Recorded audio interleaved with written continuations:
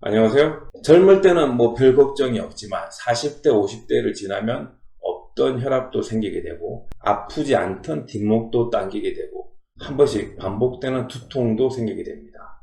물론 이 세 가지가 다 있는 분도 있죠. 검사를 해보니 혈압도 오르고 뒷골도 땡기고 이런 분들이 고혈압약을 복용했을 때 증상이 완화되고 없어지는 경우들도 있지만 혈압약 복용과 상관없이 증상이 지속되는 경우들도 많이 있습니다.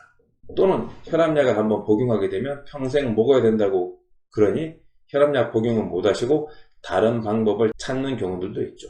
이러한 재반 증상들은 결과적으로 혈관이 깨끗하고 혈액 상태가 좋아야 되고 또 뒷목으로 오르게 되는 이 압력 상태가 떨어지게 되면서 목을 관리하고 있는 주변 근육이 충분히 이완되고 느슨해져야 이런 재반 증상들이 없어지게 되는데요. 이럴 때 추천할 수 있는 대표적인 약재는 바로 천마입니다. 이 천마는 안동에서 나오는 그 마가 아닙니다. 그 마는 한약 명칭으로 산약이라 그래서 이 위장 질환을 치료하는 데 쓰는 마인 거고요.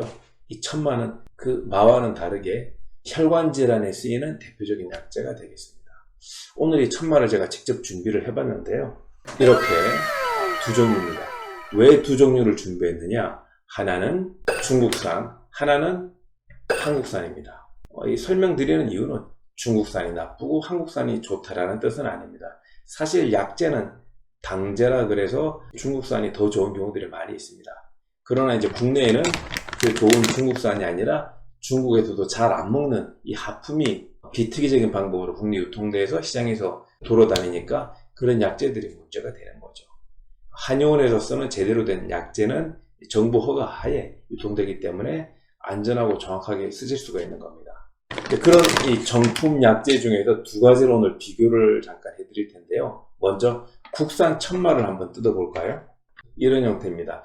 실제로 이게 원물은 약간 고구마 같은 형태인데요. 땅속에 고구마처럼 들어있습니다. 그런데 이걸 이렇게 이제 말리게 되면 손가락 형태처럼 이렇게 이제 되는 거죠.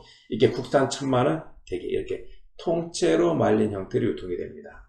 그런데 이제 반면 중국산 천마를 보게 되면 주로 이렇게 이제 절편 형태로 해서 유통이 됩니다. 그렇게 되는 이유는 중국산은 중국에서 생산돼서 한국으로 들어오는 데까지 시간이 많이 걸리니까 조금 더 많이 말리기 위해서 이렇게 절편하는 형태로 유통이 되는 것이고요. 그리고 이제 볼륨도 이렇게 줄일 수가 있겠죠.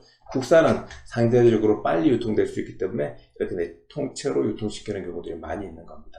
그렇다면 이 천마가 고혈압 또는 뒷골이 당길 때 또는 두통이 있을 때 또는 혈관이 탁하다고 생각이 될 때 혈관을 막히는 작용을 하는데요.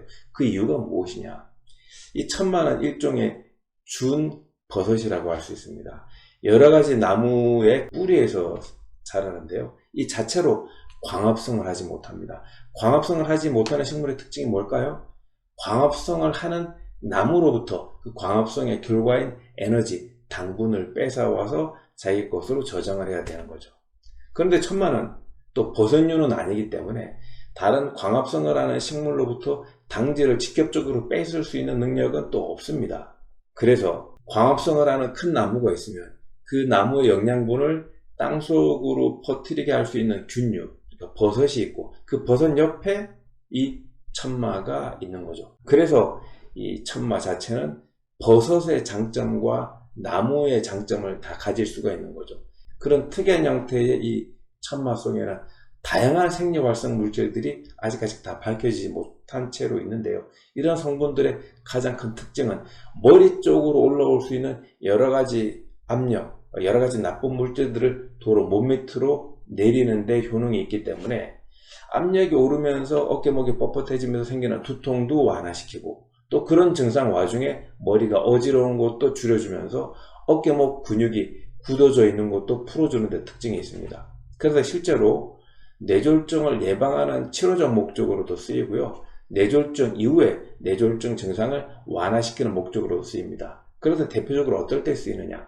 편마비에도 이 천마를 쓰게 되는 겁니다. 보통 뇌경색 뇌출혈이 오고 나면 그 반대 팔다리에 마비 증상이 있는 거죠. 감각신경이 떨어지게 됩니다. 그런 감각신경이 떨어져 있는 증상에도 뇌를 활성화해서 그 떨어진 감각 능력을 좋아지게 하는데도 효과가 있는 것이죠. 그럼 이 천마는 하루에 어느 정도를 먹어야 효과적이냐? 보통 하루에 4g 정도가 표준입니다. 4g 정도를 1시간 정도 물에 끓인 다음에 적절하게 차처럼 드시는 거죠. 물론 효과가 좋기 때문에 부작용도 있을 수 있습니다. 많이 먹게 됐을 경우에 압력을 많이 낮추다 보니까 어떤 면에서 피부에 탄력을 떨어지게 하고 오히려 또 저혈압으로 몸을 만드는 경우들이 있습니다. 그래서 차처럼 드실 때는 하루에 100cc 이내에서 2~3g 사이에서 가볍게 드시게 되고, 다양한 질환으로 이미 양약이나 여러 가지를 복용하고 계시다 그러면 가까운 한의원에서 이 천마의 전문가인 한의사의 지도하에 적절하게 한약으로 처방받아서 복용하시는 것이 좋겠습니다. 이상 유익하셨다면 구독과 좋아요 부탁드리겠습니다. 감사합니다.